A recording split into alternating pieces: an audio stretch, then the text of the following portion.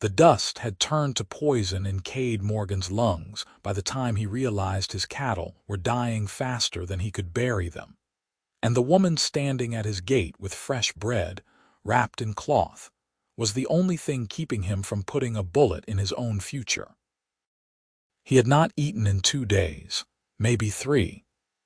Time blurred when you spent every waking hour dragging dead livestock away from the creek that had gone dry 3 months back. The year was 1891, and Cripple Creek, Colorado, was living up to its name in the cruelest way possible. What had once been a thriving cattle ranch on the outskirts of town now looked like a graveyard of dreams. The pasture grass had turned brown and brittle, crumbling to dust under his boots. The few head of cattle that remained were nothing but hide stretched over bone, their eyes dull and accepting of the fate that awaited them. Kade was 26 years old, though the mirror suggested otherwise. The lines around his eyes had deepened over the past year, carved there by worry and sleepless nights. His dark hair, usually kept neat, hung past his collar in unwashed waves. His clothes hung loose on a frame that had lost 20 pounds it could not afford to lose. He had been a proud man once, the kind who held his head high when he rode into town. Now he could barely meet anyone's eyes. Katherine Turner had been watching him suffer for months. She stood at his gate now, the morning sun behind her turning her auburn hair to fire. She was 23, the daughter of the town seamstress, and she had no business being out here. No business caring whether he lived or died. Yet here she was, for the 3rd time this week, with food he had not asked for and concern in her green eyes that made his chest ache in ways that had nothing to do with hunger.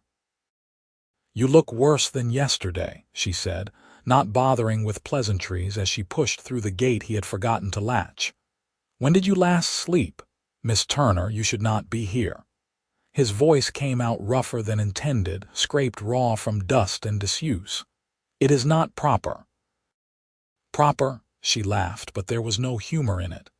"Kade Morgan, you are half dead on your feet and worried about proper. Take the bread." He wanted to refuse. Pride demanded it. But his hands reached for the cloth bundle of their own accord, and the smell of fresh baked bread made his stomach cramp with need. "I cannot pay you back." "Did I ask you to?" She crossed her arms, studying him with an intensity that made him uncomfortable. Katherine had always been direct, even as a girl. She said what she meant and meant what she said, which was rare enough in men and practically unheard of in women of his limited acquaintance. "You are going to die out here, you know. Die of stubbornness and pride. Better than begging." He broke off a piece of bread and forced himself to eat slowly, though everything in him wanted to devour it like an animal. "I will figure something out. Cattle prices might improve or the rains might come." "The rains are not coming. Everyone knows it. This drought is going to break half the ranches in the county." She glanced around at his dying land, and he saw something flicker in her expression. Not pity exactly, something softer. "Why do you not sell? Take what you can get and start over somewhere else. This land belonged to my father." The words came out harder than he intended. And his father before him.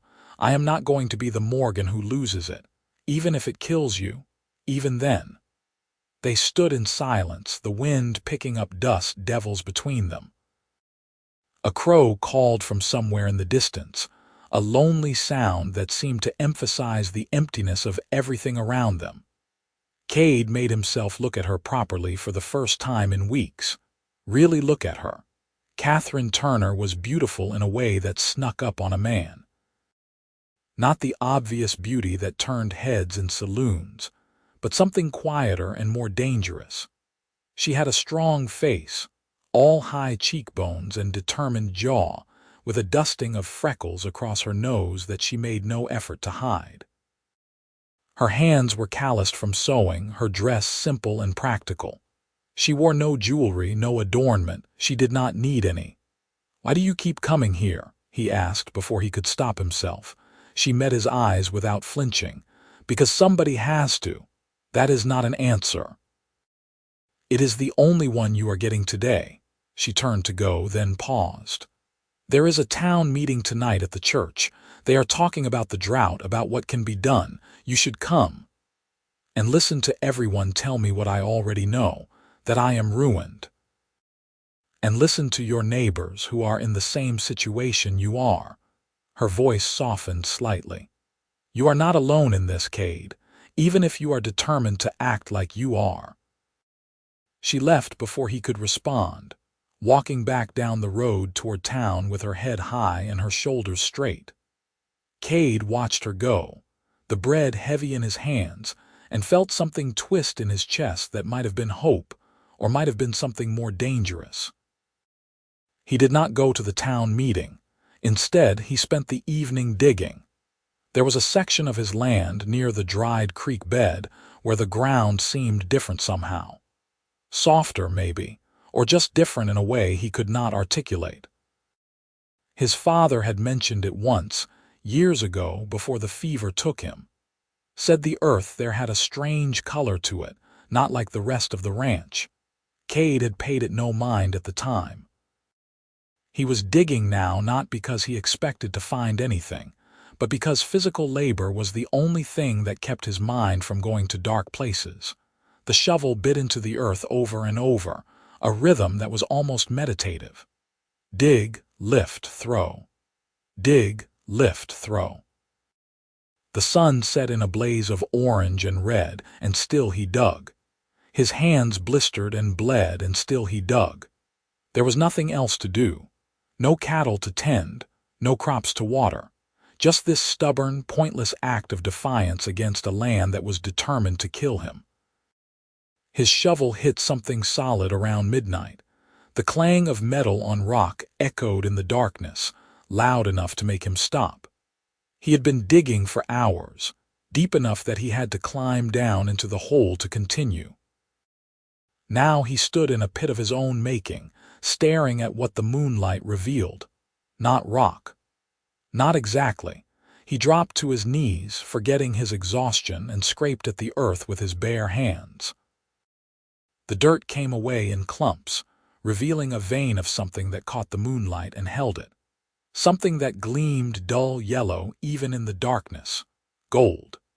Kade Morgan sat back on his heels in the bottom of a hole in his dying pasture and stared at a fortune. His first thought was that he was hallucinating. Hunger and exhaustion could do strange things to a man's mind.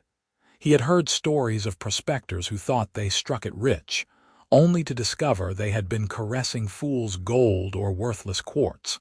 But this did not feel like quartz. This felt heavy and real and possible. His second thought was of Katherine, not of what he could buy or where he could go or how he could save the ranch. Not of revenge on the bankers who had been circling like vultures or the neighbors who had written him off as finished.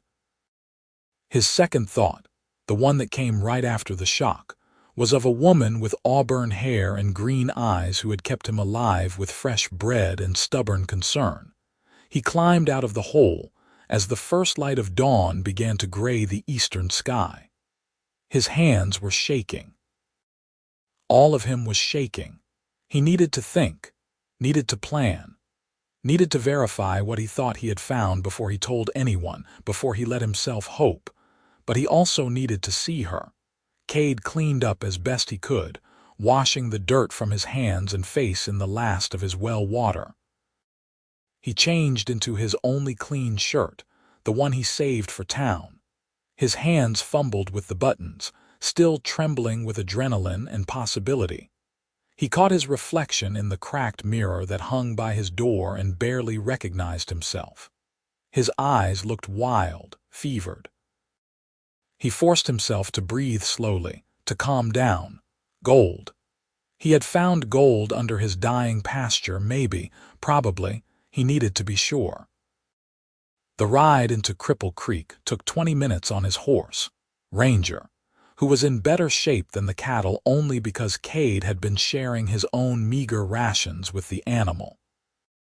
The town was just waking up as he arrived, shopkeepers opening their doors, the smell of coffee and bacon drifting from the hotel restaurant.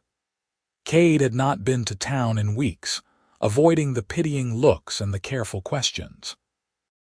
Now he rode down Main Street with his head up, looking for one specific building. The assay office did not open until 8. Kade sat on the bench outside, his sample of ore wrapped carefully in his handkerchief, and waited. Each minute felt like an hour. Each hour felt like a lifetime. "Kade Morgan, is that you?" He looked up to find Samuel Chen, the assayer, staring at him with open surprise. Chen was a first-generation immigrant who had come to Colorado during the earlier gold rushes and stayed when the easy pickings ran out. He was the most honest man in Cripple Creek, which was why half the prospectors in the area trusted him and the other half avoided him. "Morning, Sam." Kade stood, suddenly aware of how desperate he must look. "I need you to test something for me." Of course, come in." Chen unlocked the door and ushered him inside. The office was neat and organized, with testing equipment arranged on sturdy tables and samples in carefully labeled jars. "What have you got?" Kade handed over the handkerchief. His mouth had gone dry. Everything, his entire future, rested on what the next few minutes would reveal. Chen unwrapped the ore and went very still. Then he looked up at Kade with an expression that was hard to read. "Where did you find this?" "My land. The North Pasture, near where the creek used to run." Kade swallowed hard. "Is it real?" "Let me test it properly." Chen moved to his equipment, and Kade watched him work with a precision that would have been reassuring if it was not so agonizingly slow. Chemicals were applied, measurements taken, notes made in a careful hand. The clock on the wall ticked loudly in the silence. Finally, Chen looked up. "Kade, this is gold, high-grade gold, some of the best ore I have seen in 5 years." The world tilted sideways. Kade gripped the edge of the table to steady himself. "You are certain?" "Absolutely certain." "If you have a vein of this on your property, you are looking at a significant find, possibly a very significant find." Chen's eyes were sharp, calculating. "How much is there?" "I do not know yet. I just found it last night." Kade's mind was racing. "I need to dig more, see how deep it goes." "You need to file a claim. Today. Before anyone else gets wind of this." Chen was already moving toward a cabinet, pulling out forms. "Cripple Creek has been quiet lately, but news of a strike travels fast. You file the proper paperwork, make it legal, and then you can dig to your heart's content." "Right, yes, of course." Kade tried to focus, but his thoughts kept scattering. He was rich, or he was going to be rich, or he might be rich if the vein was deep enough. "Can you keep this quiet, just for a day or two?" Chen gave him a long look. "I can keep it quiet for exactly as long as it takes you to file that claim. After that, I answer honestly if anyone asks. That is how I stay in business." "Fair enough." Kade took the forms with hands that had started shaking again. "Thank you, Sam." "Congratulations, Kade. Your luck just changed." Kade walked out into the morning sunshine feeling like he was dreaming. The world looked the same, but everything was different. The struggling town of Cripple Creek was about to become his future instead of his graveyard. The land that had been slowly killing him was going to make him rich. And Katherine Turner had loved him when he had nothing. The thought stopped him in his tracks, right there in the middle of Main Street. She had not loved him exactly. He had no right to assume that, but she had cared. Had kept showing up with food and concern when everyone else had written him off as a lost cause. She had seen him at his absolute worst, his most desperate and broken, and she had not turned away. That mattered. It mattered more than anything else in this suddenly bright new world. Kade found himself walking toward her mother's dress shop without consciously deciding to. His boots carried him there on instinct, or something deeper than instinct. The shop was on a side street, a modest building with a painted sign that read, "Turner's Fine Sewing." Through the window, he could see bolts of fabric and a dress form draped with half-finished work. Katherine was standing behind the counter, helping a customer. She looked up as the bell above the door chimed, and her eyes widened when she saw him. "I will be with you in just a moment, Mr. Morgan," she said, her voice carefully professional. But he saw the concern flash across her face, the quick assessment that checked him for new signs of decline. He waited while she finished with the customer, a wealthy rancher's wife who was ordering a new traveling dress. The woman glanced at him with barely concealed disdain, her nose wrinkling slightly as if he brought the smell of failure into the shop with him. A week ago, that look would have cut him to the bone. Today, he barely noticed it. The customer left, and Katherine turned to him with her arms crossed. "What happened? What do you mean? You look different, wild around the eyes." "Either something very good or very bad has happened, and given your recent luck, I am preparing for the worst." She came around the counter, studying him intently. "Are you hurt?" "No, I am not hurt." He realized he was grinning like a madman and tried to compose himself. "I need to talk to you." "Privately?" "We are private. My mother is out making deliveries." Katherine's brow furrowed. "Kade, you are worrying me." "What is going on?" He opened his mouth to tell her everything, then stopped. The forms in his pocket felt heavy. He had not filed the claim yet, had not made anything official. What if he was wrong? What if there was less gold than he thought, or the vein ran out after a few feet, or any of a dozen other things that could turn hope back into dust? "I wanted to thank you," he said instead. "For the bread, for checking on me, for giving a damn when nobody else did." Katherine's expression softened. "You do not need to thank me for that. I do, though, because it mattered."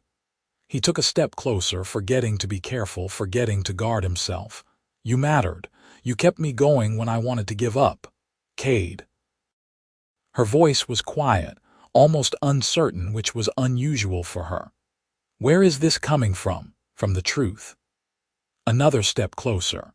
They were only a few feet apart now, close enough that he could see the exact shade of green in her eyes, the way her pulse jumped at the base of her throat. "I have been half dead for months, and you were the only good thing in my life.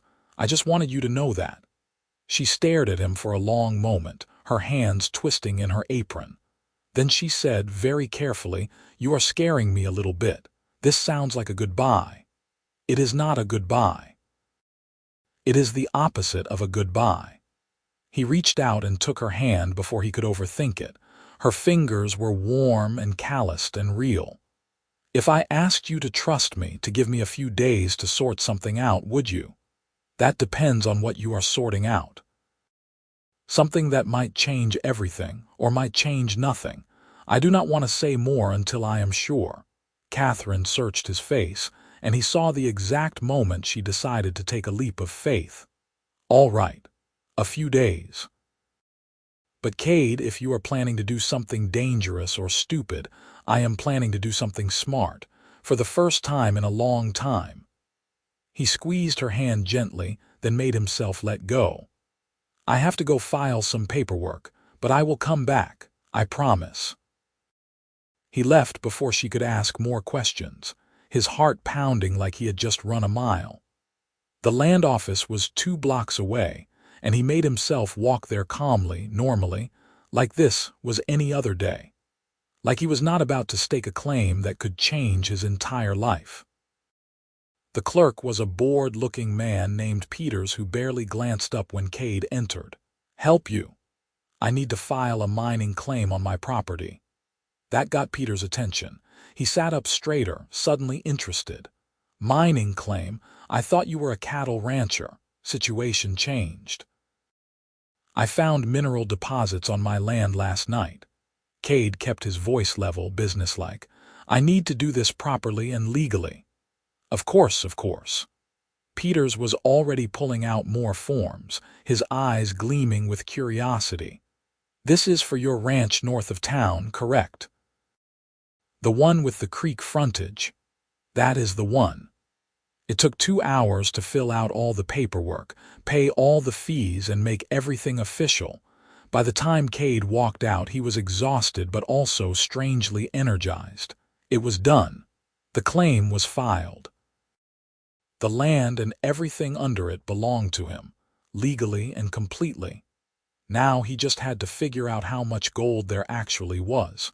He spent the next 3 days digging.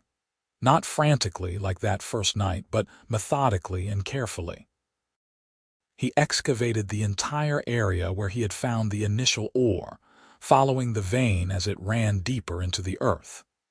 Each shovelful revealed more of the yellow gleam, more wealth than he had ever imagined owning. By the 3rd day, he was certain. This was not a small deposit or a lucky pocket. This was a substantial gold vein that ran through a significant portion of his northern pasture. He was not just saved. He was rich. And still, he told no one. Katherine came by on the 2nd day with more bread and a pot of stew that was still warm. She found him stripped to the waist, covered in dirt and sweat, hauling buckets of ore up from a hole that was now deep enough to require a rope ladder. "Dear God, Kade, what are you doing?" He looked up, startled. He had been so focused on the work that he had not heard her approach. "Katherine, you should not be here, so you keep saying, yet here I am." She set down the food and came closer, staring into the pit. "What is all this, my future? Maybe." He climbed up the rope ladder, acutely aware of how he must look. "I told you I needed a few days. You said you were sorting something out, not digging to China." But her eyes had found the pile of ore he had stacked carefully under a tarp, and she was not stupid. "Kade, is that what I think it is? If you think it is gold, then yes." She went very still. "You found gold on your land." 3 days ago. I have been trying to figure out how much is here before I told anyone." He grabbed his shirt from where he had discarded it and pulled it on, suddenly self-conscious. "I filed the claim. It is legal, but I have not told anyone else yet." "Why not?" She looked at him with those 2 knowing eyes. "News like this could save your reputation, your ranch. Why keep it secret?" "Because I wanted to be sure, and because I wanted to tell you first." "Me. You." He closed the distance between them in 2 strides. "Katherine, you cared about me when I had nothing. When I was a failed rancher slowly starving to death on worthless land. You brought me food and hope and reasons to keep going, and you asked for nothing in return.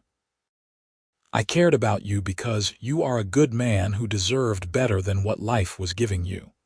Her voice had gone soft. "That has nothing to do with gold or money or, I know. That is exactly my point." He reached for her hands, and this time she let him take them. "You loved me before I was rich. That is why I am telling you first, because it matters, because you matter more than any of this."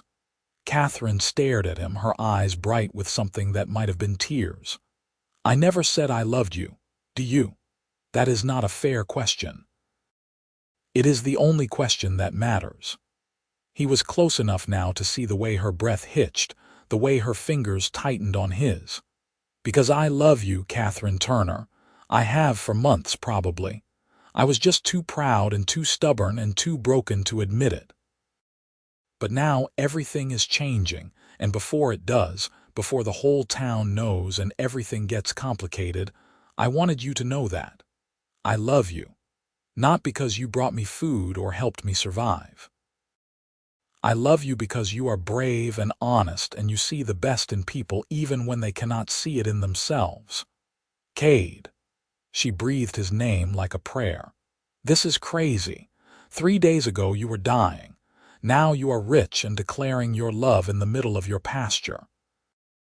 How am I supposed to think clearly? Then do not think, just tell me the truth." He brought her hands up to his chest, right over his heart. "Do you love me?" She closed her eyes and a single tear escaped down her cheek. Yes, God help me, yes. I have loved you since last spring when you helped my mother fix her roof and would not take a penny for it. I have loved you through this whole terrible drought, watching you suffer and not being able to do anything except bring you bread and hope it was enough. I love you, you impossible, stubborn man. He kissed her then, unable to hold back for even one more second. Her lips were soft and warm, and she tasted like hope and home and everything he had been fighting for without knowing it. She made a small sound in the back of her throat and wrapped her arms around his neck, kissing him back with a fierceness that made his head spin. When they finally broke apart, both breathing hard, he rested his forehead against hers. Marry me. What? Marry me. Not because I found gold, not because it is the practical thing to do. Marry me because I love you and you love me, and life is too short to waste time being careful. He pulled back enough to look her in the eyes. I am going to be rich, Katherine, probably very rich. But that does not change how I feel about you. It just means I can give you the life you deserve. The life I deserve is one where I am loved and respected and treated as an equal partner. Her voice was steady now, sure. Can you give me that? I can, I will, I swear it. Then yes. She laughed, bright and joyous. Yes, I will marry you, Kade Morgan, you ridiculous, wonderful man. He kissed her again, longer this time, and when they finally separated, they were both grinning like fools. The sun was setting over his dying pasture, painting everything gold, and Kade thought he had never seen anything more beautiful than this moment, this woman, this impossible future spreading out before them. We should tell people, Katherine said eventually, though she made no move to step out of his arms. About the gold about us, we cannot keep this secret forever. I know, but can we have tonight, just us before everything changes? She considered, then nodded. Tonight. But tomorrow, we tell the world. They sat together on the edge of the pit as the stars came out, sharing the stew she had brought and making plans for a future that suddenly seemed limitless. Kade told her about the vein, about how deep it ran and how rich the ore was. Katherine told him about the dress shop, about her dreams of maybe opening a larger store someday, employing other seamstresses. They talked about where they would live, what they would do with the money, how they would help the town that had been suffering through the same drought that nearly killed him. I want to do it right, Kade said at one point, staring up at the stars. The money, I mean. I have seen what happens to men who strike it rich. They get greedy or stupid or both. I do not want to be like that. You will not be. You have too good a heart. Katherine leaned against his shoulder, warm and solid and real. But we should be smart about it. Hire good people, invest carefully. Make sure this wealth does more than just make us comfortable. Us. I like the sound of that. Better get used to it. You are stuck with me now. They stayed there until the moon rose, talking and planning and stealing kisses in the darkness. When Kade finally walked her back to town, he felt like a different man than the one who had been digging graves for cattle a week ago. He felt alive. He felt hopeful. He felt loved. The news broke the next day, exactly as they had planned. Kade went to the general store, the most reliable source of gossip in Cripple Creek, and casually mentioned to the owner that he had struck gold on his property. Within an hour, the entire town knew. Within 2 hours, he had half a dozen men at his door offering to invest, to partner, to help him extract the ore. He turned them all away politely and went to find Katherine. She was at the dress shop, fielding her own barrage of questions from customers who suddenly wanted to be her dearest friends. Kade watched through the window as she handled them with grace and firmness, never quite rude but making it clear that their sudden interest was noted and not particularly welcome. When the shop finally emptied, he slipped inside. That looked exhausting. You have no idea. Apparently, I am now the most popular girl in town." She did not sound pleased about it. 3 marriage proposals from men who have never spoken to me before, and one very uncomfortable suggestion from Mr. Henderson that I could do better than a dirt-poor rancher. I am not dirt-poor anymore. That is what I told him, right before I asked him to leave. She came around the counter and took his hands. "This is going to be strange for a while, is it not? Probably, but we will figure it out together." He glanced toward the back room where her mother usually worked. "Is your mother here?" "I should probably speak to her, do this properly. She is upstairs, and she already knows you are coming. I told her this morning." Katherine smiled at his expression. "What, did you think I would keep our engagement secret from my own mother? I suppose not. Is she angry?" "She is delighted. She has been hoping you would come to your senses for months." Katherine squeezed his hands. "Go on. She is expecting you." Kade climbed the narrow stairs to the living quarters above the shop, his heart pounding. He had known Margaret Turner his whole life, but this was different. This was asking for permission to marry her only daughter, and suddenly he felt like a nervous boy instead of a grown man who had just struck gold. Margaret was waiting in the small sitting room, a cup of tea in her hands. She was an older, grayer version of Katherine, with the same direct gaze and determined chin. "Kade Morgan, sit down before you fall down. You look terrified." He sat, trying to compose himself. "Madam, I know I should have done this properly before I asked Katherine to marry me, but you are young and impulsive and desperately in love with my daughter, so you asked first and worried about propriety later." Margaret sipped her tea, her eyes twinkling. "I am not angry, Kade. I am relieved. I was starting to think you would never get around to it. You were. Katherine has been half in love with you for over a year. It has been painful to watch, honestly. Especially these last few months, seeing her worry herself sick over you." Margaret set down her teacup and looked at him seriously. "Now, I understand you have had a stroke of good fortune." "Yes, madam. I found gold on my property, a substantial vein, and you asked my daughter to marry you before this news became public." "Yes, madam. I wanted her to know that my feelings have nothing to do with the gold, that I loved her when I had nothing, and I will love her when I have everything." Margaret smiled, warm and genuine. "That is the right answer. You have my blessing, Kade. Take care of her, respect her, and do not ever take her for granted. That is all I ask." "I swear I will not, madam. She is the best thing that has ever happened to me." "Good. Now, have you thought about a wedding date? Because if I know the women in this town, they will be planning to throw the social event of the decade, and we should get ahead of that." Kade ended up staying for dinner, discussing plans with Katherine and her mother, until the lamps were lit and the streets outside grew quiet. They settled on a wedding date 2 months away, enough time to do things properly, but not so long that the whole affair would turn into a spectacle. Katherine wanted something simple and meaningful, not a circus, and Kade was more than happy to agree. The weeks that followed were a blur of activity. Kade hired a professional mining crew to properly extract the gold, investing heavily in the right equipment and experienced men. The vein proved even richer than his initial estimates, and within a month he had enough capital to not only save the ranch but to expand it, to invest in the town, to secure a future that would last generations. But through it all, the thing that mattered most was Katherine.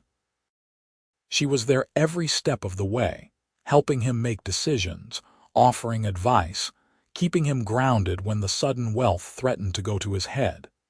She had a good head for business, better than his in some ways, and she was not afraid to tell him when she thought he was making a mistake. They disagreed sometimes, argued even, but they always worked it out. Always came back to the fundamental truth that they were partners in this, equals in every way that mattered. The wedding took place on a bright September morning, exactly 2 months after Kade had kissed Katherine for the first time beside a hole full of gold. The ceremony was held at the small church in Cripple Creek, with half the town in attendance despite their best efforts to keep it intimate. Katherine wore a dress she and her mother had made together, simple but elegant, with lace at the collar and cuffs. Kade wore a new suit, his first ever, and felt uncomfortable and proud in equal measure. When the preacher asked if he took Katherine to be his wife, Kade answered clearly and firmly, his eyes never leaving hers. "I do." And when Katherine answered the same, her voice steady and sure, he felt something settle in his chest, a rightness. A sense that everything that had come before, all the struggle and pain and near-death desperation, had been leading to this moment. They kissed to cheers and applause, and Kade tasted salt and realized Katherine was crying. He wiped her tears with his thumb, grinning like a fool. "Happy tears, I hope, the happiest." She laughed through the tears, radiant and beautiful, and his. "I love you, Kade Morgan. I love you, Katherine Morgan." The reception was held at the hotel, which Kade had bought 2 weeks earlier with the intention of turning it into the finest establishment in Cripple Creek. The food was excellent, the music was lively, and the dancing went on until well after midnight. Kade danced with his bride, with her mother, with the daughters of his neighbors, but he kept returning to Katherine, unable to stay away from her for more than a few minutes. "People are going to talk," she murmured at one point, her head resting on his shoulder as they swayed to a slower tune. "About how the confirmed bachelor Kade Morgan cannot keep his hands off his new wife. Let them talk. I have spent too much of my life worrying about what people think." He pulled her closer, breathing in the scent of her hair. "Besides, they are just jealous. Probably." She tilted her head up to look at him, her eyes soft in the lamplight. "Are you happy?" "Happier than I ever thought possible. You, so happy it scares me a little bit. Like maybe I am dreaming and I will wake up to find none of this is real." He kissed her forehead, her cheeks, her lips. "It is real. I am real. This is our life now, Katherine. You and me and whatever future we build together." They left the reception around 1 in the morning, riding out to the ranch in a new buggy that was one of Kade's first purchases. The night was clear and cool, the stars brilliant overhead, and the silence between them was comfortable and full of anticipation. The ranch house was no longer the slowly collapsing structure it had been a few months ago. Kade had hired carpenters and contractors, expanding it, reinforcing it, turning it into a proper home. There was a new roof, new windows, fresh paint. Inside there was new furniture, a modern stove, rugs and curtains, and all the little touches that made a house feel lived in. But his favorite addition was the wide front porch, perfect for sitting and watching the sunrise over the mountains. He carried Katherine over the threshold, laughing at her mock protests. "I can walk, you know. I know. But I have wanted to do this since the first time you showed up at my gate with bread." He set her down carefully in the middle of their new parlor. "Welcome home, Mrs. Morgan." She looked around, taking in the comfortable furniture, the warm colors, the care that had gone into making this space welcoming. "It is beautiful, Kade, better than I imagined. It is ours. Everything here is ours." He took her hand, suddenly nervous despite everything they had already shared. "I have something for you. A wedding present. Kade, you have already given me too much. Hush. Let me do this." He led her to the study, a small room off the main hallway, and opened the door. Inside was a fully equipped sewing room. Bolts of fabric in every color imaginable lined the walls.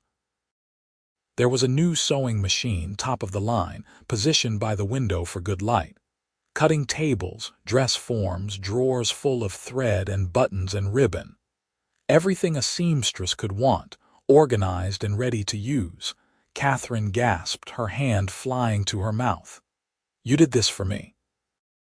You said you wanted to expand the dress shop someday. I thought maybe you could start here, build up a reputation for the finest custom work in Colorado. Then, when you are ready, we can open that larger store in town." He watched her explore the room, touching everything with wonder. "I know you might not need to work now, but I also know you love sewing. I did not want you to give that up just because you married me." She turned to him with tears streaming down her face. "How are you real? How did I get this lucky? I am the lucky one. You saved my life, Katherine. In every way that matters." He crossed the room and took her in his arms. "I want you to be happy. I want you to have everything you dream of. That is all I have ever wanted." She kissed him then, deep and passionate, pouring everything she felt into it. When they finally broke apart, she was smiling through her tears. "Take me to bed, husband. I want to start our life together properly." He did, leading her upstairs to the master bedroom with its big new bed and soft linens. They made love slowly, tenderly, learning each other's bodies and hearts in the quiet darkness. Kade tried to memorize everything: the sound of her breathing, the feel of her skin, the way she said his name like it was sacred. This was what mattered, not the gold or the money or the success. This connection, this love, this woman in his arms. Afterward, they lay tangled together, talking softly about nothing and everything. "What do you want to do first?" Katherine asked, tracing patterns on his chest. "With all that gold money burning a hole in your pocket, invest in the ranch. Buy proper breeding stock, repair the irrigation systems. Make sure we can weather the next drought without nearly dying." He thought about it. "And I want to help some of the other ranchers who are still struggling, the ones who did not get as lucky as I did." "That is very generous of you." "It is practical. A town only survives if everyone survives. Besides, I know what it feels like to be on the edge of ruin. If I can help someone avoid that, I should." He played with a lock of her hair, winding it around his finger. "What about you? What do you want, honestly? This. You, me, a home we built together. Everything else is just details." She paused. "Though I would like to expand the sewing room into a proper business eventually, and maybe travel a bit, see something beyond Colorado. We can do that. We can do all of it." He pulled her closer, tucking her against his side. "The world is ours now, Katherine. We get to decide what our life looks like. Then I choose you. Every day for the rest of my life I choose you." They fell asleep like that, wrapped around each other, and Kade dreamed of gold and green eyes and a future bright enough to blind. The first year of marriage was an adventure in learning to build a life together.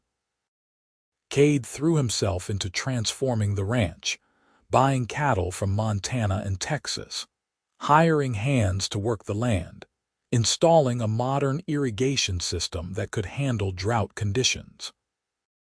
Katherine divided her time between helping him manage the business side of things and building up her sewing operation. Word spread quickly about her skill, and soon she was getting orders from as far away as Denver. They learned to navigate disagreements without fighting, to support each other's dreams even when they did not fully understand them, to be partners in the truest sense of the word. Kade learned that Katherine hated when he tried to make big decisions without consulting her, and Katherine learned that Kade needed quiet time alone occasionally to process his thoughts. They figured out how to share space, share responsibilities, share a life. The gold vein continued to produce, making them wealthier than either had ever imagined. But they were careful with the money, investing most of it back into the ranch and the town, living well but not extravagantly. Kade bought a few more properties in Cripple Creek, including the old general store which he renovated and leased back to the original owner at a fair rate. Katherine opened her expanded dress shop downtown, employing 3 other seamstresses, and turning it into the premier clothing establishment in the region. But through it all, the thing that mattered most was each other. "I have news," Katherine said one evening in early spring, about 18 months after their wedding. They were sitting on the front porch, watching the sunset paint the mountains gold and red. The ranch was thriving, the cattle fat and healthy, the pastures green from the rains that had finally returned. Kade looked at her, noting the slightly nervous expression on her face. "Good news or bad news?" "Good news, I think, I hope." She took a deep breath. "I am pregnant." The world stopped. Kade stared at her, the words not quite making sense. "You are what?" "Pregnant with child. Going to have a baby." She was watching him carefully, trying to gauge his reaction. "I know we have not really talked about children yet," but he did not let her finish.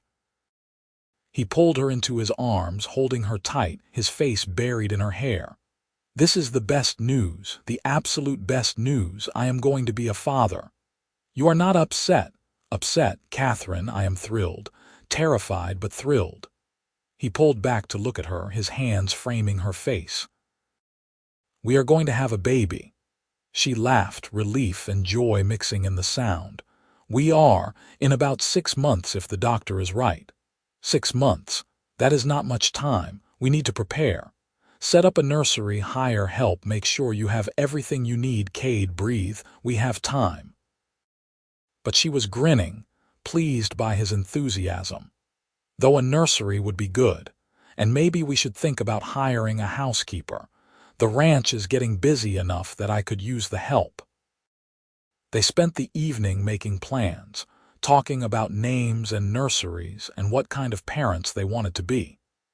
Kade found himself overwhelmed by a fierce protectiveness for this child who did not even exist yet. He was going to be a father.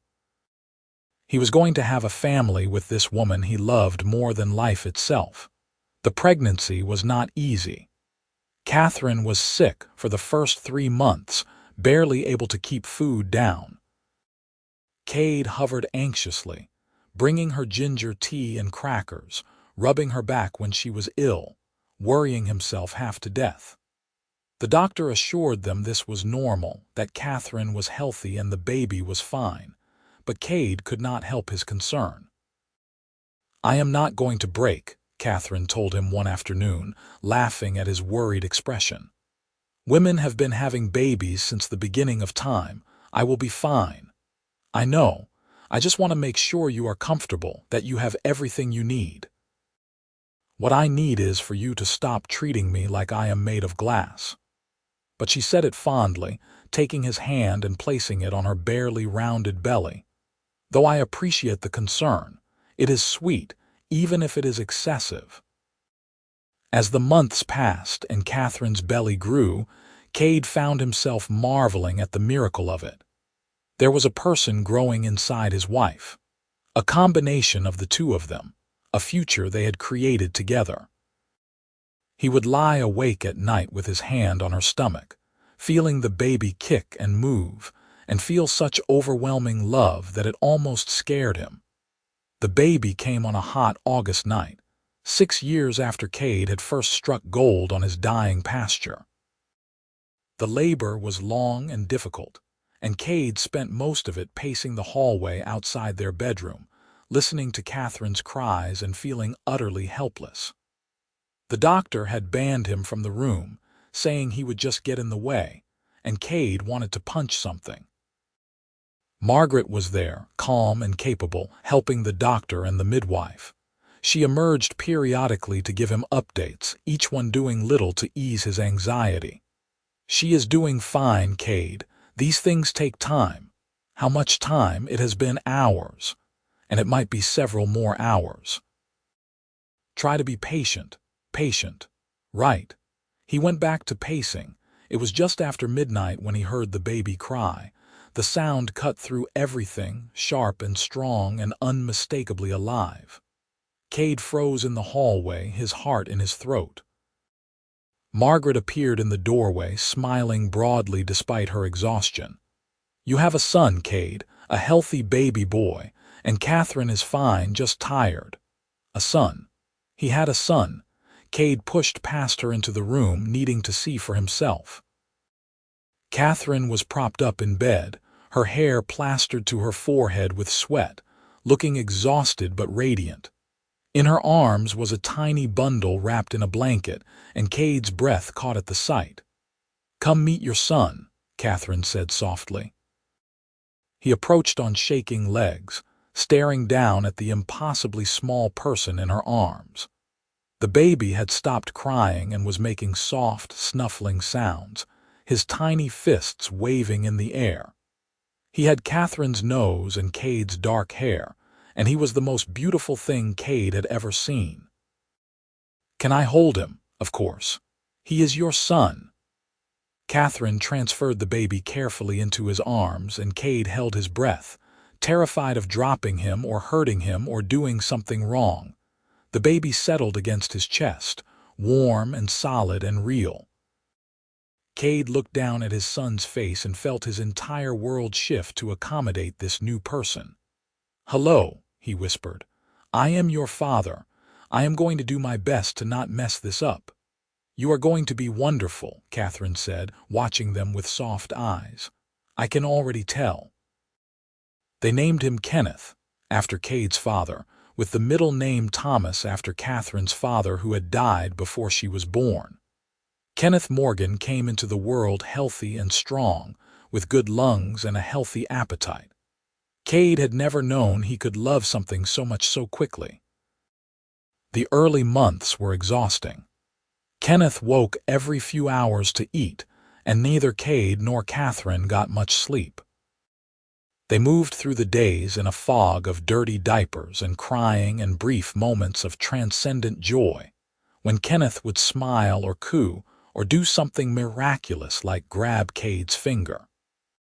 "I do not remember my life before him," Kade said one night, holding his sleeping son against his chest while Katherine rested. "Is that strange?" "Not at all. I feel the same way." She watched them from the bed, her expression tender. "You are a good father, Kade." "Better than you give yourself credit for." "I am trying. That is all I can do." Kenneth grew quickly, hitting milestones that made Katherine tear up and Kade feel impossibly proud. His first smile, his first laugh, the first time he rolled over, the first time he sat up unassisted. Each moment felt like a miracle, and Kade documented all of it in a journal Katherine had given him, determined to remember every detail of watching his son grow. When Kenneth was a year old, Katherine announced she was pregnant again. This time, Kade was prepared. He knew what to expect, how to help, what to do when she was sick or tired or overwhelmed. The second pregnancy was easier than the first, and when their daughter arrived the following spring, it felt like their family was complete. They named her Katherine, after her mother, but with a slightly different spelling to avoid confusion. She came into the world screaming her displeasure and continued to be the louder, more demanding of their two children. Kenneth was gentle and thoughtful, content to observe and think. Katherine wanted everything now and was not afraid to make her feelings known. "She is going to be a handful," Katherine said, nursing their daughter while watching Kenneth play quietly with his wooden blocks. "I can already tell. She gets it from you," Kade teased. The determination and the lack of patience for nonsense. "I am going to choose to take that as a compliment." It was meant as one. The years unfolded in a blur of growth and change. Kenneth started school and proved to be a quick learner with a head for numbers.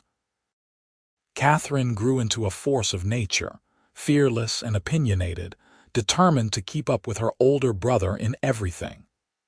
The ranch continued to thrive, expanding to become one of the largest and most successful operations in the region.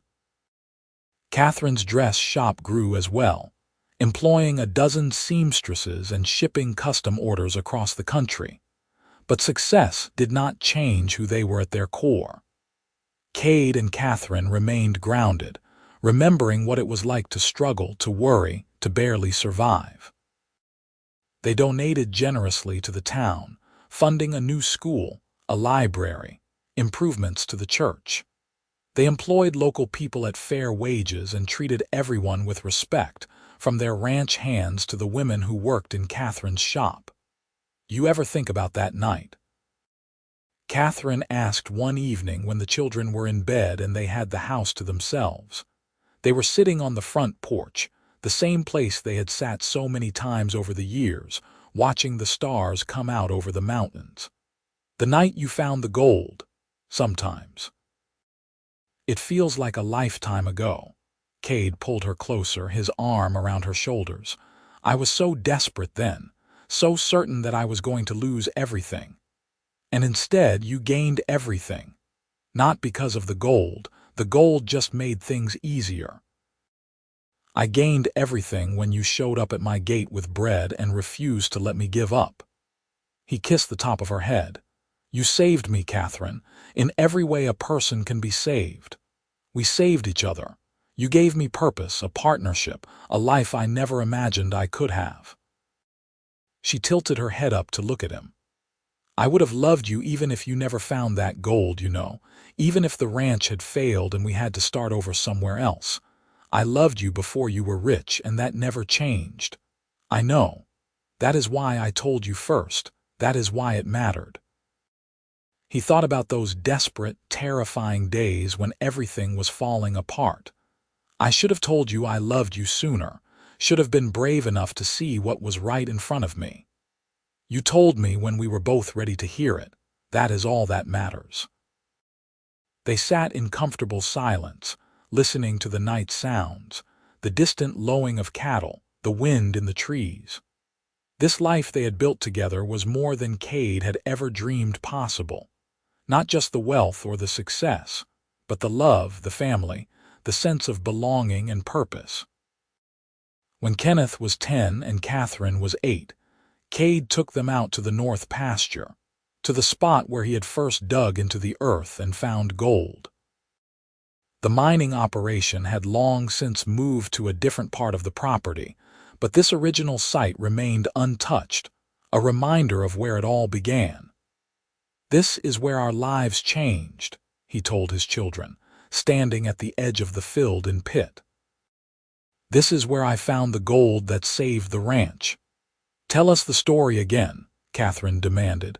She never tired of hearing about the night her father struck it rich. Please, Father, Kenneth added more quietly, but with equal interest. So Kade told them, painting the picture of those desperate days, the dying cattle, the drought, the desperation. He told them about their mother bringing bread when he had nothing to eat, about digging in the darkness, about the moment when his shovel struck gold and everything changed. But the most important part, he said, looking at both of them seriously, is not the gold. The most important part is that your mother loved me before I was rich. She cared about me when I had nothing, when I was failing and broken and close to giving up. That is worth more than all the gold in the world.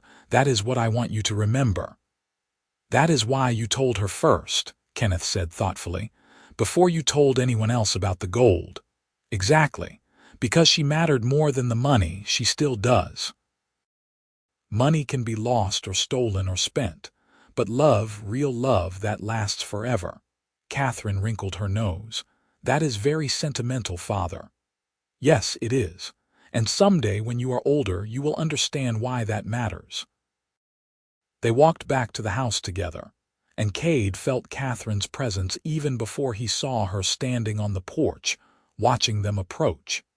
She had aged gracefully over the years, a few lines around her eyes, silver threading through her auburn hair. But to him, she was as beautiful as the day he first really saw her, standing at his gate with bread and stubborn concern. What mischief have you been teaching our children? She called. Just telling them about the night I struck gold. Again. They must have that story memorized by now. Some stories are worth repeating. He climbed the porch steps and pulled her into his arms, not caring that the children were watching. Especially the ones with happy endings. Are you calling me a happy ending, Kade Morgan? I am calling you everything. The beginning, the middle, and the ending of every story that matters. He kissed her soft and sweet and heard Katherine make a disgusted sound behind them. Gross. They are always doing that, Kenneth laughed. I think it is nice. They love each other. They can love each other without kissing in front of us. Kade broke the kiss to grin at his daughter. One day you will understand, little one, when you find someone who matters as much to you as your mother matters to me. Never going to happen. I am going to be a rancher and run this whole place by myself. You can be a rancher and still fall in love, Katherine pointed out. Your father manages both, I suppose. Katherine did not sound convinced, but she was only 8. There was time for her to learn about love and partnership, and all the complicated, wonderful ways two people could build a life together. The years continued to pass, each one bringing new challenges and new joys. Kenneth grew into a thoughtful young man who shared his father's head for business and his mother's sense of fairness. Katherine became exactly the handful they predicted, fierce and independent, and determined to prove she could do anything her brother could do. They both learned to ride, to rope, to manage cattle and land and all the practical skills that came with running a ranch. When Kenneth turned 18, he announced he wanted to go to college, to study business and agriculture so he could bring new ideas back to the ranch. Kade and Katherine supported the decision, proud of their son's ambition even as they missed him terribly when he left for Denver. Katherine, meanwhile, showed no interest in leaving. She wanted to stay on the ranch, to learn every aspect of the operation, to eventually take over when her parents were ready to step back. She had a gift for working with horses and a fearlessness that sometimes terrified Kade, but also made him incredibly proud. She reminds me of you, Katherine said one day, watching their daughter break a particularly stubborn colt. That same determination to do things her own way, regardless of what anyone else thinks. She reminds me of you, Kade countered. Strong and capable and unwilling to back down from a challenge. Maybe she is the best of both of us. She is definitely the stubbornest of both of us. They watched Katherine work, marveling at the young woman she was becoming. It was hard to believe that 20 years had passed since that desperate night when Kade had struck gold. 2 decades of building and growing and loving. 2 decades of partnership and family and purpose. You ever regret it? Kade asked. Marrying me, tying yourself to this life. Katherine looked at him like he had lost his mind. Not for a single second. How could I regret the best decision I ever made? I just wonder sometimes if you would have been happier with someone else. Someone who could have given you an easier life without all the struggle and worry. Kade Morgan, if you think I wanted an easy life, you have not been paying attention for the last 20 years. She took his hand, her fingers threading through his with the ease of long practice. I wanted a partner. I wanted someone who saw me as an equal, who respected my opinions and supported my dreams. I wanted someone who loved me for who I am, not for what I could give them. That is you. That has always been you. I love you. The words felt inadequate, too small to contain everything he felt. I know I do not say it enough, but I do. I love you more than I did the day we married, and I loved you impossibly much even then. I know. You show me every day in 1,000 small ways. That is better than words. They stood together in the fading light, watching their daughter gentle a wild horse, and Kade thought about how strange and wonderful life was. How a few choices, a few moments of bravery or desperation, could change everything. If he had not dug in that particular spot on that particular night. If Katherine had not kept showing up with bread and hope. If he had been too proud to accept help, too stubborn to admit he was failing. But he had dug. She had come. He had let her in. And everything that followed, all the love and joy and family and purpose, had grown from those simple acts.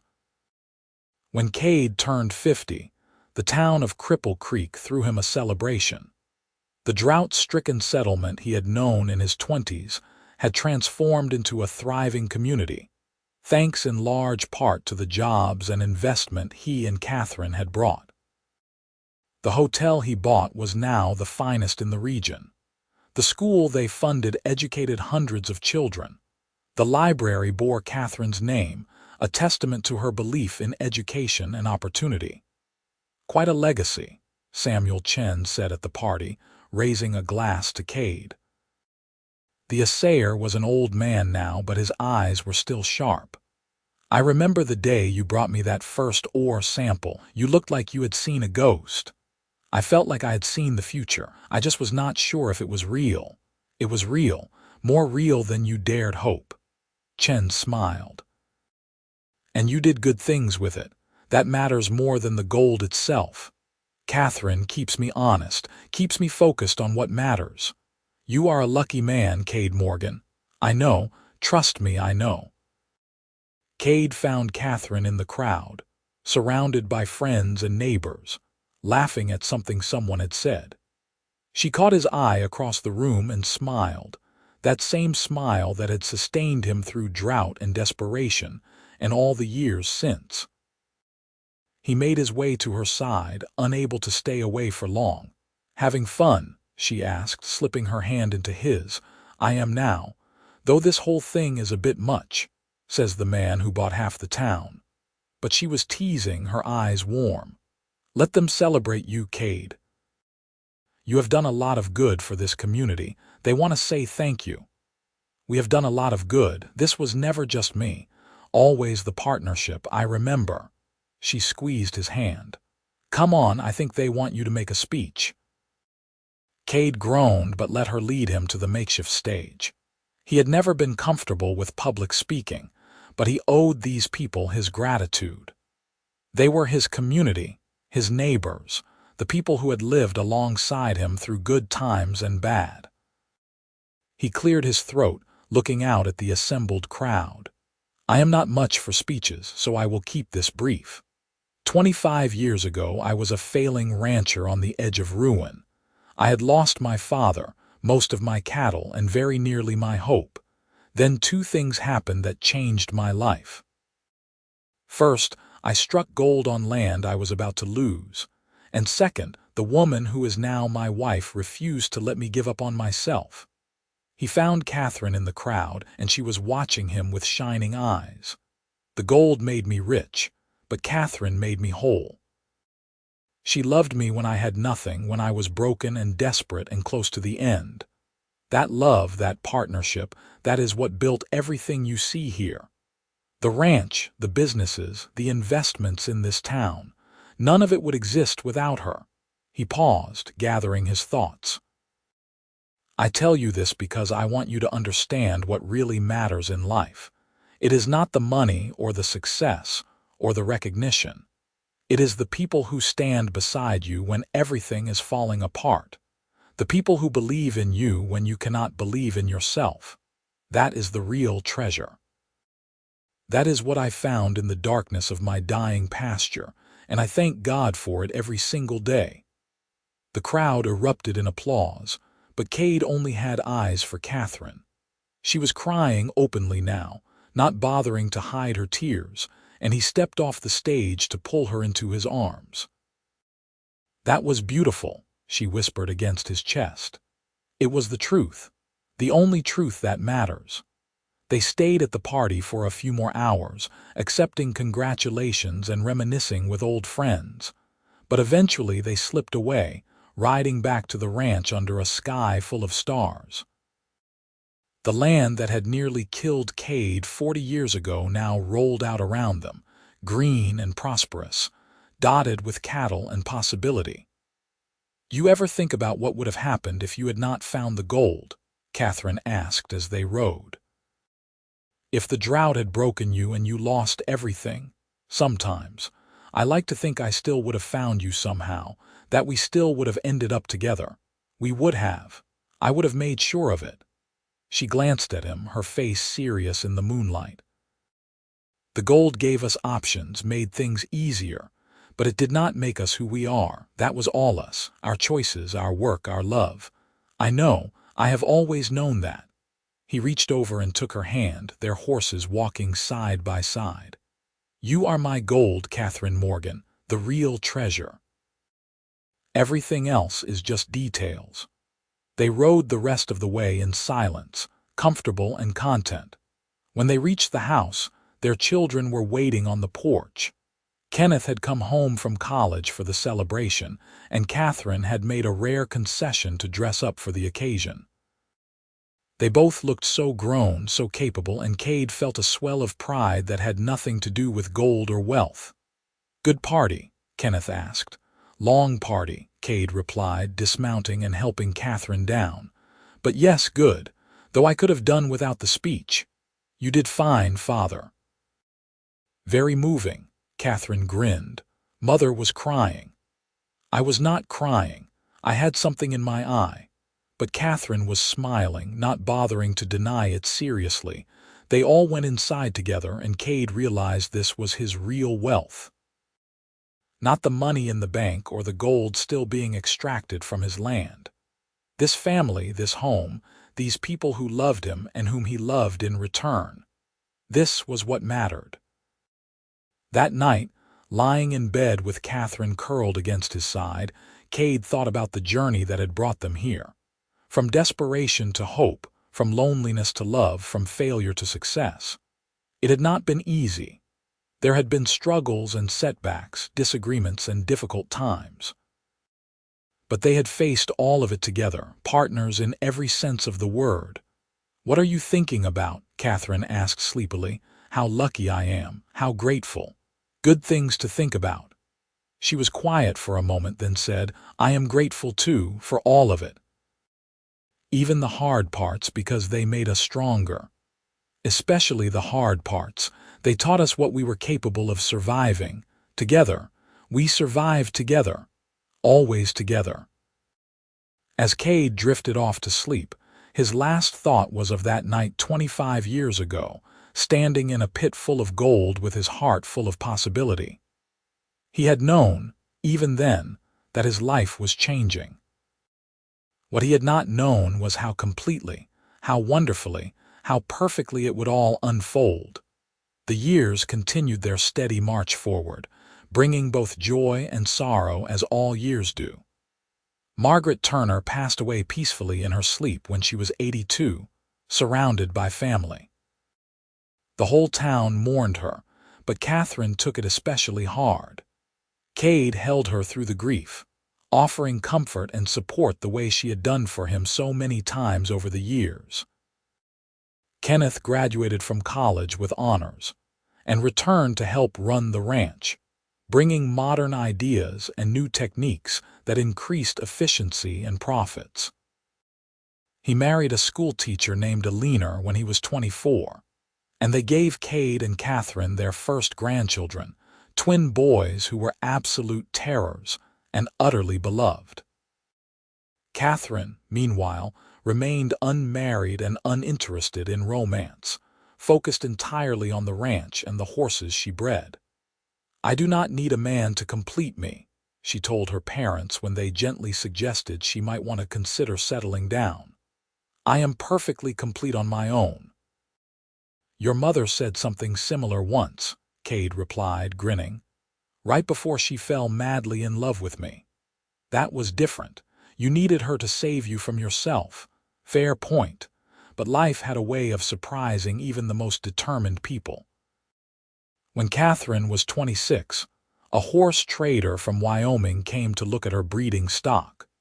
His name was Kyle Matthews, and he was quiet and respectful and clearly knew his business.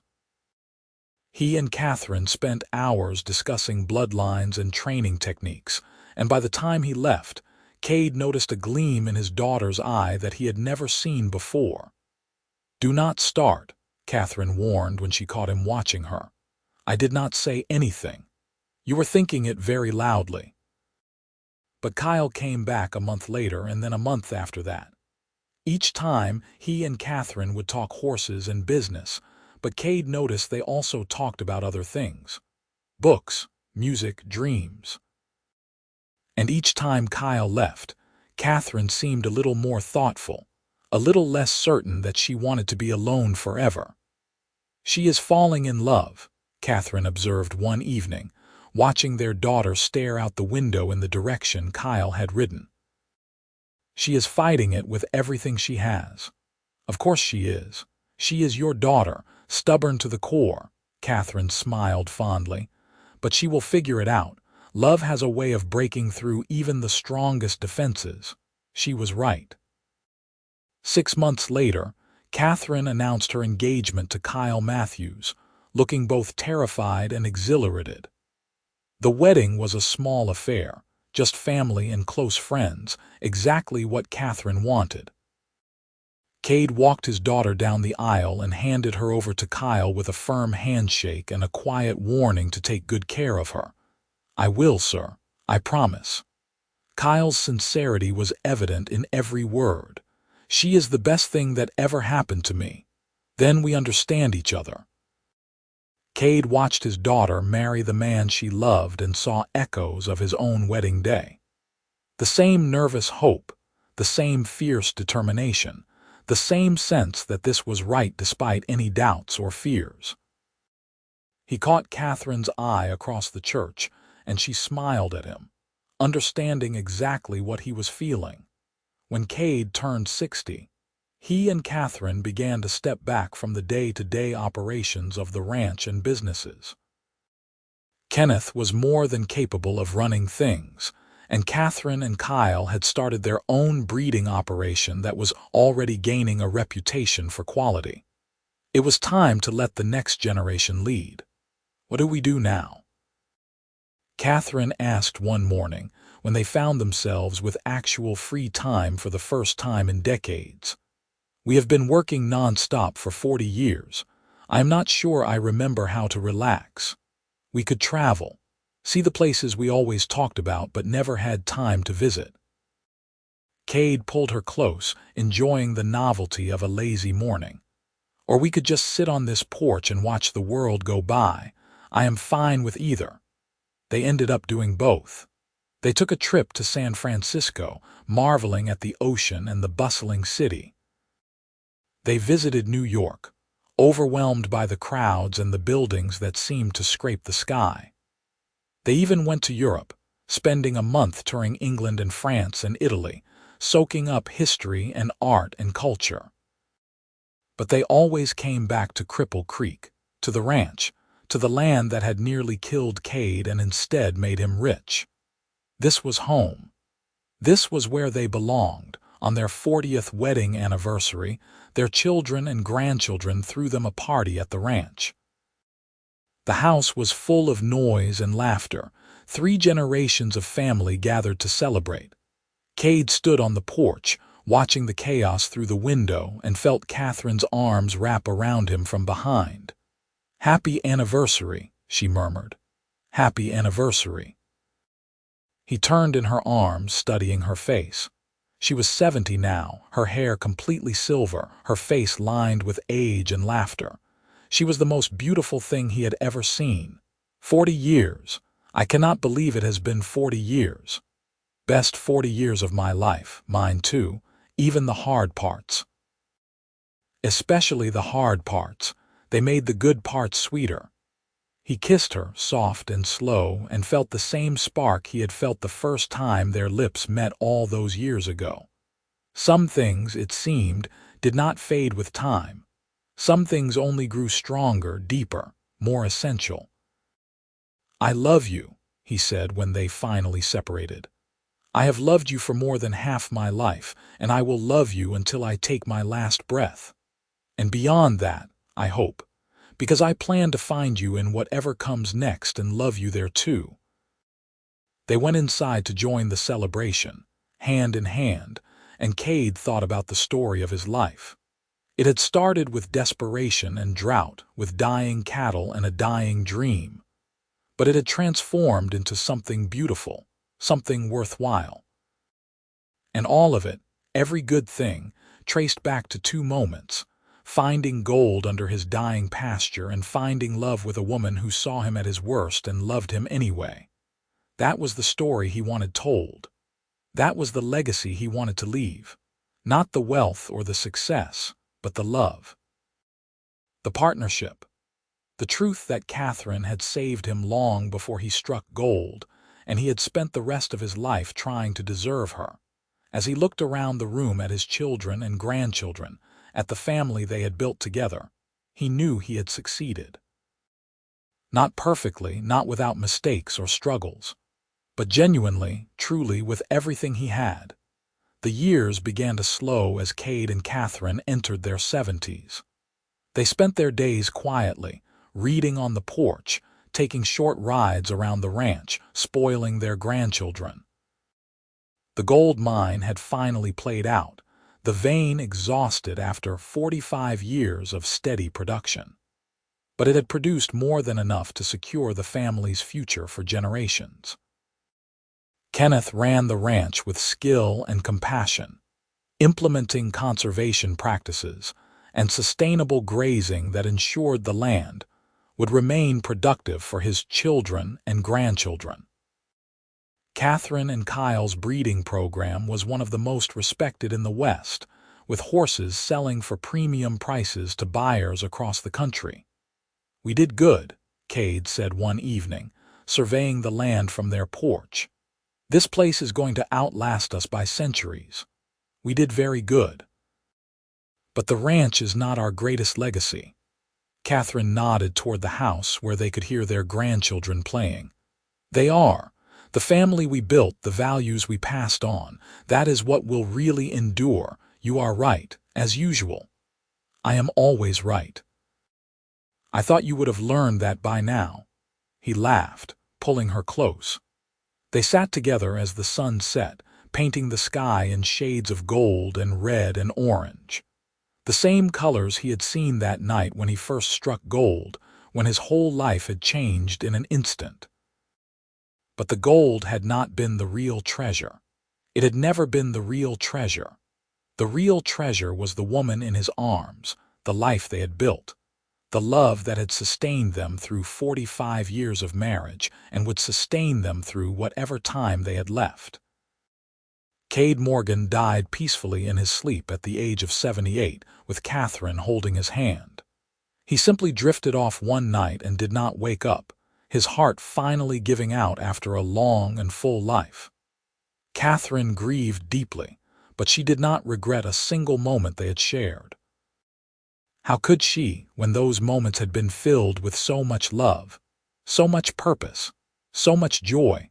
She lived for another 7 years, staying on at the ranch, watching her grandchildren grow and her great-grandchildren arrive.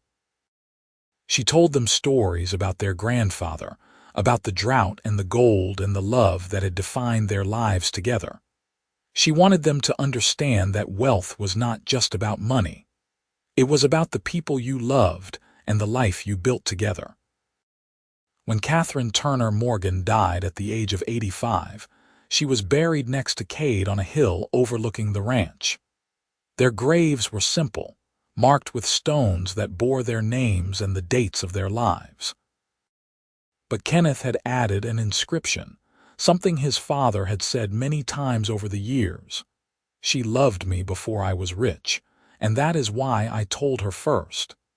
It was the truth that had defined Kade's life and the love that had defined them both.